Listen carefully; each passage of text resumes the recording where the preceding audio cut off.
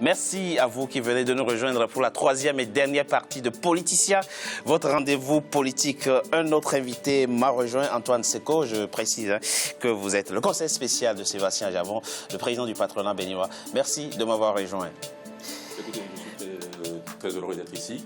Et sont restés avec moi Justin Azankpo et Monsieur Lokossa Honoré.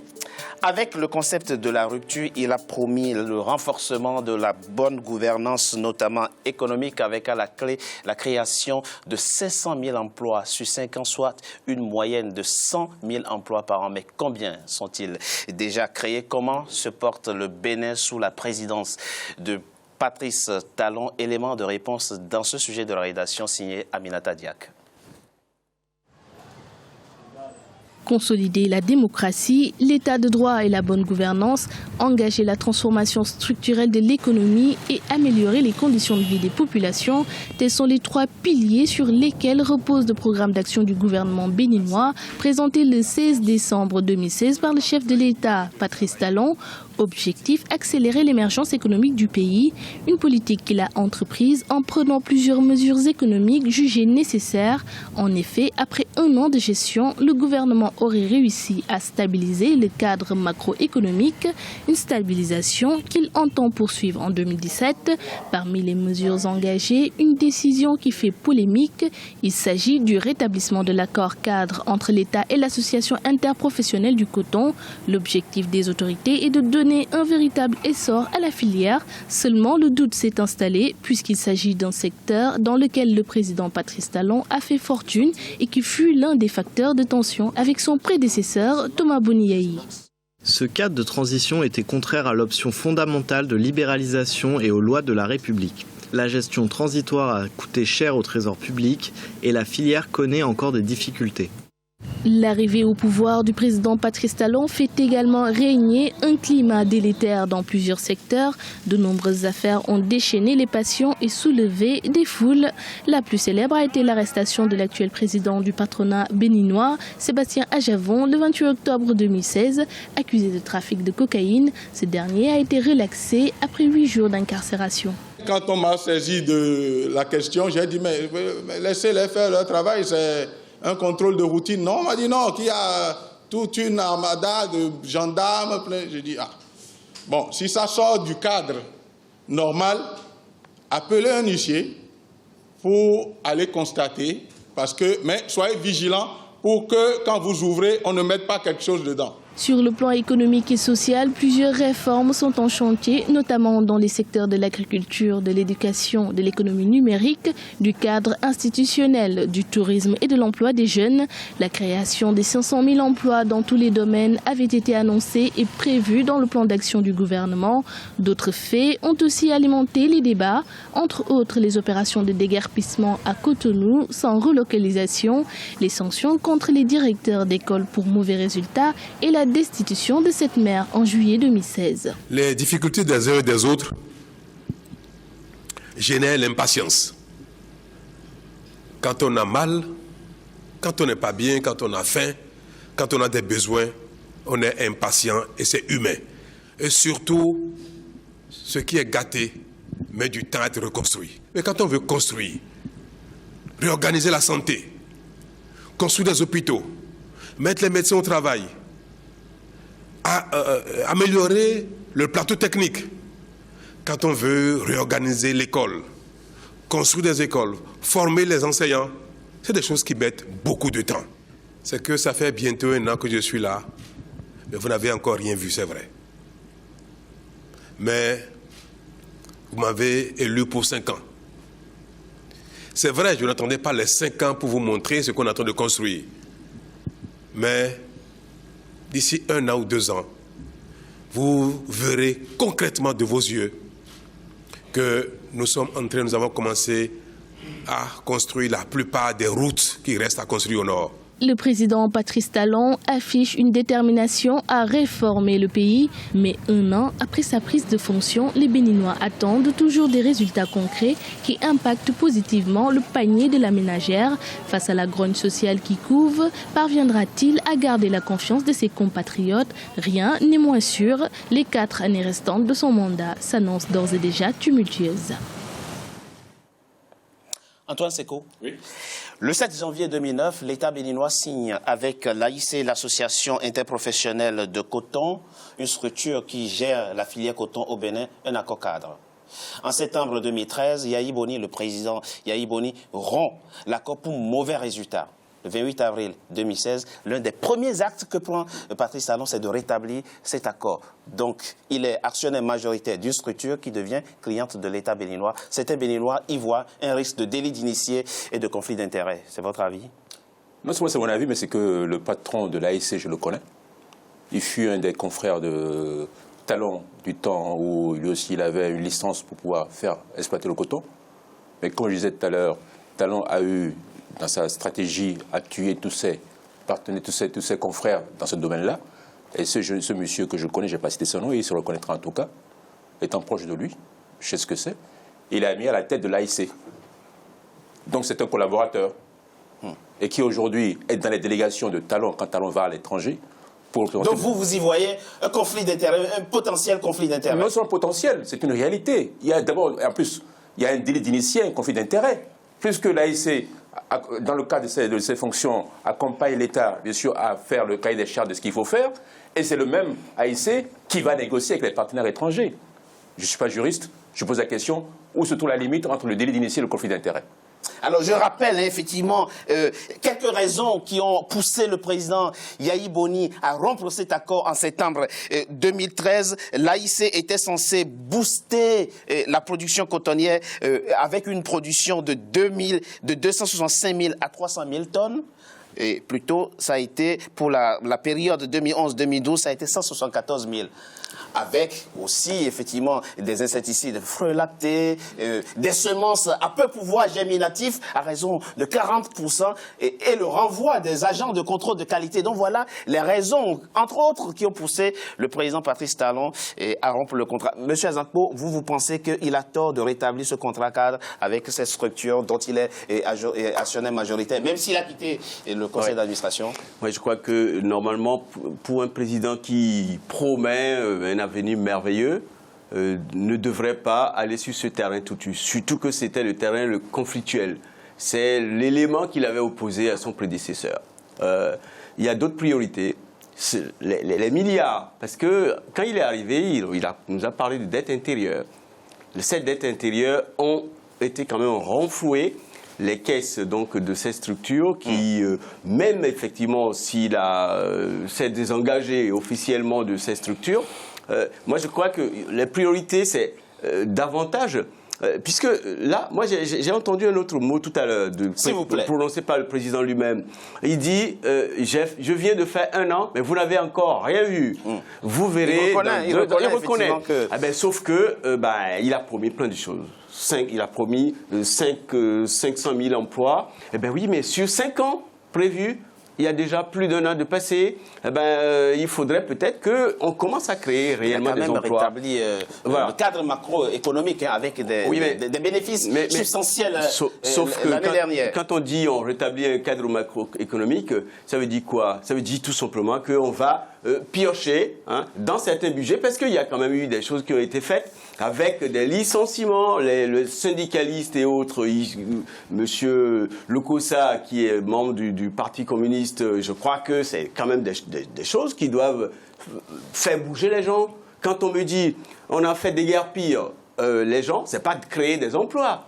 Déguerpir, c'est très bien, mais le problème c'est qu'on aurait dû réfléchir sur le relogement de ces gens-là pour maintenir leur activité. Ces gens-là, ils vivent de l'informel. Or, nous avons des soucis. Nous avons des problèmes dans notre pays. Moi, je reviendrai peut-être... mais que les espaces publics doivent être libérés. Mais bien sûr, mais le problème, c'est sanitaire. Ça s'entend. Mais les gens qui sont là, il faudrait peut-être... Ils n'ont pas eu de solution B, ces gens-là. On les dégage. Monsieur Lokossa, c'est vrai que vous êtes dans la grande contestation, mais dites-nous, qu'est-ce que le président Patrice Talon aurait dû faire qu'il n'a pas fait pendant les 12 derniers mois? Je crois qu'effectivement, le problème avec le président Patrice Talon, c'est que les choses marchent à tête à l'envers. Parce que ce monsieur, il y a un gros malentendu. Il est arrivé pour lutter contre l'impunité. Un an après, personne n'a été puni. Et on connaît des dossiers qui étaient ouverts avant lui et qui sont aujourd'hui étouffés, qui ne sont pas ouverts. Maintenant, on parle de l'économie. Donc, sur le plan économique, oui. Tout à l'heure, vous parlez de l'AFC. Premier conseil de ministres, un collectif budgétaire de près de 20 milliards dans un pays où il y a des travailleurs qui ont jusqu'à 6 mois d'arriérés de salaire. On a parlé de dette intérieure. Certains se sont pris de plaisir pour dire « Ah, peut-être on va éponger une partie ». Eh bien, la totalité a été pour renflouer les affaires personnelles de M. Talon. Je rappelle le quand même, le malentendu, c'est qu'effectivement, ce monsieur a tourné le dos à ce que les gens voulaient. Les gens voulaient la rupture. Il a continué, il a poursuivi dans la continuité et il ne fait que se servir. Quand on a vu dans le dossier tout à l'heure, il disait devant les intellectuels traditionnels, patience. Oui, c'est vrai. Mais voilà quelqu'un qui est repu, c'est vrai qu'on ne peut pas récolter quand on n'a pas semé. Alors, je précise, pour rappeler que nous avons, dans le cadre de cette émission, je précise, puisque nous n'avons pas de représentant de Patrice Talon à cette table, nous avons sollicité l'ambassade du Bénin en France qui nous a indiqué qu'il y avait personne pour venir sur ce plateau. Nous trouvons très curieux, très étonnant qu'il n'y ait personne dans le monde, au sein du personnel diplomatique béninois ici en France pour venir parler donc du bilan du président Patrice Talon, notamment des enjeux de ce projet de réforme qu'il vient de transmettre à l'Assemblée nationale. Alors, quelques chiffres. Quand même, le tableau n'est finalement pas aussi noir que ça. 4,8 milliards de francs de bénéfices qui résultent donc d'une amélioration de l'organisation des examens et concours en 2016. 4,8 milliards de francs de bénéfices. Nous avons également 4,3 milliards de francs découlant d'une revue, donc de la qualité des dépenses publiques. Il a tout de même réussi à assainir, en tout cas, un processus d'assainissement des finances publiques a commencé et il n'a pas non plus trouvé les caisses de l'État pleines à sa prise de pouvoir. Et ça, c'est quelque chose qu'on peut lui reconnaître. Écoutez, l'ancien ministre des Finances nous a indiqué il y a quelques jours qu'il avait laissé 50 milliards dans les caisses de l'État avant de partir. On ne gouverne pas le Bénin avec 50 milliards, c'est quand même peu. Ouais, c'est très peu, certes, mais c'est ce que j'en ai dit, vous m'envoyez des chiffres, je peux aussi en avancer. Moi, aujourd'hui... S'il vous plaît, quels sont les vôtres? Non, mais je peux dire exactement que les chiffres ne veulent rien dire, tant que je suis un financier moi-même. Je suis un économiste, j'ai géré des entreprises, j'occupe de hautes fonctions dans un certain nombre de choses, et croyez-moi, tout ça, c'est du pipeau. Moi, je vois plutôt les faits aujourd'hui. Aujourd'hui, je disais tout à l'heure, le programme d'activité gouvernementale, j'ai écouté, c'était un show à l'américaine, t'en les moyens, j'en sais rien. Mais 9 000 milliards de francs CFA, c'est ce qu'il faut pour financer sur les 5 ans ce programme. Oui, mais ce que je veux dire, c'est qu'aujourd'hui, j'ai l'impression que nous allons avoir une talonisation. Ça veut dire quoi, monsieur Seko? Ça vient du mot talon. Comment faire en sorte que tous ces projets-là puissent être, comment dire ça, talonisés, c'est-à-dire revenir à M. Talon. Car, pour un truc très très simple, le hasard veut quoi? Je suis ici en France dans des cercles, je ne suis pas garçon, moi je ne suis pas garçon, des cercles où il y a des gens qui travaillent avec lui. Mais je me rends compte effectivement qu'il y a des infrastructures nouvelles qui vont être créées. Le déguerpissement, les infrastructures touristiques, énergétiques, numériques. Et vous pensez qu'il aurait pu faire tout ça en 12 mois? Non, pas faire tout ça. Il est en train de préparer pour aujourd'hui être l'acteur principal de tous ces domaines-là lorsque ça va arriver. Et je prends le pari avec qui vous voulez.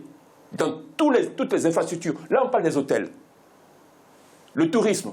Et je suis interpellé. Je suis dans des cercles où je suis interpellé. Et je me rends compte que tout ce qui se fait pour que demain, il soit à la fois initiateur et acteur. Et je prends tous les paris. Monsieur Azanko, qu'est-ce que Patrice Talon, le président Patrice Talon, selon vous, très concrètement, aurait dû faire, qu'il n'a pas pu faire, comparé à ses prédécesseurs? Alors, concrètement, moi je crois que ce qu'on lui reproche beaucoup de choses. Oui. Hein. Concrètement, il aurait dû prendre des décisions concrètes qui permettent d'améliorer la vie de ses électeurs, de la population béninoise, des gens qui lui ont fait confiance. Simplement, au niveau de l'agriculture, par exemple, il y a des choses à faire. Au niveau de l'éducation, il y a des choses à faire. On l'a vu dans les éléments des réformes, voilà. Mais du secteur agricole sont engagés. Il y a des réformes qui sont engagées. Vous pensez qu'on peut engager des réformes et avoir des résultats la même année? On peut engager des choses simples. Hein. Moi, je pense, par exemple, je reviens encore sur les propositions de Lionel Zinsou, qui avait proposé des choses simples, avec un fonds qu'on doit débloquer pour aider les personnes à faible revenu. Il avait les moyens. Par exemple, ces milliards qu'on a injectés dans, soi-disant, les dettes intérieures, etc., il aurait pu les engager pour créer, là, c'est des emplois qui auraient pu être créés immédiatement et qui seront des emplois pérennes et qui auraient pu lui permettre même de soulager un peu la population et qui lui laisseraient le temps, réellement, de mener à long terme ces projets constitutionnels et tous les autres éléments qui sont des projets structurants. Parce que quand on voit le PAG, le programme d'action gouvernementale, il y a des choses bien dedans, mais il y a des choses déjà qui ont été programmées par Yahya Boni, qu'on a redoré. Quand je vois la route des pêches, des projets de ce genre-là, par exemple. Et moi, je dis, là où je ne suis pas d'accord avec mon frère, qui dit il veut tout talonniser. Moi, je m'en fous de celui qui paye. Si c'est réellement dans les lois de notre République que les choses soient transparentes, quelle que soit la personne qui fait, que ce soit ses collaborateurs ou des gens, moi, mes critères, moi, c'est quoi? C'est des gens qui sont compétents, tout à fait, qui ont la probité et qui ont l'idée de l'intérêt public et général. Là, le reste... Honoré Lokossa, vous qui avez été président de la FEANF, votre regard sur le bilan au plan social du président Patrice Talon, il faut évoquer ici, on est obligé de l'évoquer. Qui connaît l'histoire politique du Bénin sait la part importante qu'a prise la lutte estudiantine dans l'avènement de la démocratie au Bénin. Les étudiants devraient être normalement les bénéficiaires privilégiés de la démocratie au Bénin. Aujourd'hui, ils sont interdits de manifestations sur les campus. C'est très curieux de voir qu'en 2017, les étudiants soient obligés de faire de façon clandestine des réunions. C'est un peu le bilan de Patrice Talon. Oui. Je crois que quand quelqu'un parle de talonisation, il faut savoir, c'est l'orientation. Vous avez parlé de bénéfices faits sur certains postes. Tout à fait. Eh bien, il y aura ça. Mais le résultat, c'est quoi à l'arrivée? Un petit État, petit État acheté par Patrice Talon et l'État devient l'employé ou le locataire chez Patrice Talon. C'est cela la démarche. Au plan international, il est dans le courant. Vous avez aujourd'hui une concentration de la richesse mondiale. 1% des plus riches contrôlent plus de 50% de la richesse mondiale. Ça, c'est pas le fait du Patrice Talon. C'est pas le fait mais je vous dis qu'il est dans un courant qui fait que le moins d'États, le plus de particuliers, avec la particularité chez Talon, c'est pas tous les privés, c'est pas tous les privés, mais c'est Talon. Et c'est ça la talonisation. Et je crois que c'est ça qui est le plus. Mais écoutez, je félicite beaucoup Africa 24 et je ne souhaite qu'une chose, c'est qu'on fasse en cas, moi je ferai en sorte que des contradicteurs que je connais et qui sont proches de Talon puissent assister à ces débats et vraiment faisons en disant une chronique périodique car c'est le souffle de la démocratie. Et ça, je tiens beaucoup. Ce que je dis ici, je m'y tiens. Je suis prêt à accepter la contradiction. Moi, ça ne me gêne pas du tout, parce que c'est de là que naît la vérité. Et si nous faisons ça, nous montrons à nos jeunes, à nos enfants, ce que c'est, et continuer. Et ce n'est qu'un début. Ce n'est pas la fin. Tout à fait. Donc, je suis à disposition quand vous voulez. Antoine Seco, Justin Azankpo, Honoré Lokossa, merci. Je voudrais dire un truc. Très rapidement. Je voudrais dire que la situation est telle qu'elle ne peut pas durer. C'est pourquoi nous lançons un appel à ce que tous les démocrates, tous les patriotes de ce pays se organisent dans un large front de salut public. Très bien. Pour mettre fin à ce qui se passe, parce qu'au bout, c'est le Bénin qui sera locataire chez Patrice Talon et ce n'est pas admissible. Merci à vous. Mesdames et messieurs, c'est la fin de Politicien, votre rendez-vous politique. Je vous remercie d'avoir été nombreux à rester sur Africa 24 pour la suite de nos programmes. À très bientôt pour un nouveau numéro de Politicien.